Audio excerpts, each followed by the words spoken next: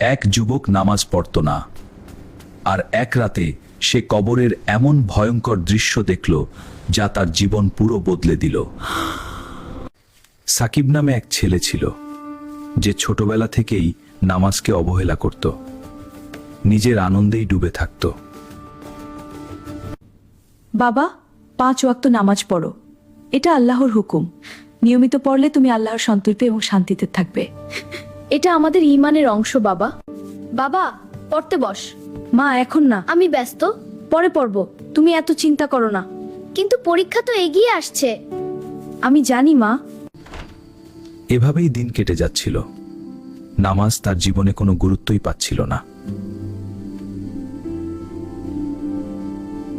এক রাতে সে ঘুমিয়ে পড়ল, কিন্তু সেই ঘুম তাকে নিয়ে গেল ভয়ঙ্কর এক জগতে।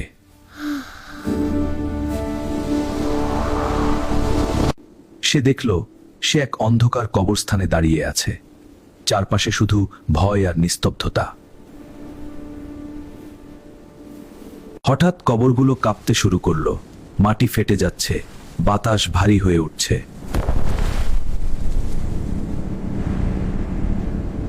আমি কোথায় এসেছি? কেন সবকিছু এত ভয়ঙ্কর লাগছে? আমি কি স্বপ্ন দেখছি? হঠাৎ একটি কবর ফেটে গেল, আর ভেতর থেকে ভয়ঙ্কর চিৎকার ভেসে এলো। আমাকে বাঁচাও, আমি নামাজ পড়িনি, এই আমার শাস্তি।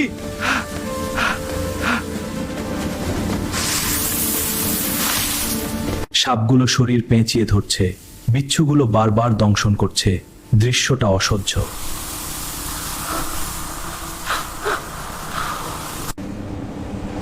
না, আমি এটা দেখতে পাচ্ছি না। এটা খুব ভয়ঙ্কর।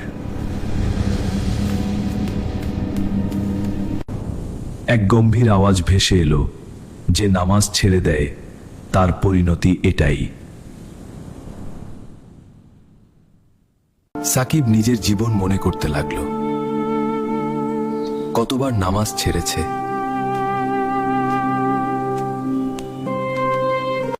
হে আল্লাহ, আমি ভুল করেছি, আমাকে মাফ করুন।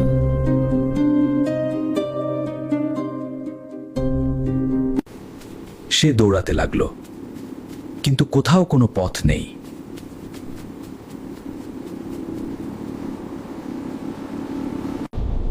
হঠাৎ দূরে একটা আলো দেখা গেল, অন্ধকারের মাঝে একমাত্র আশা।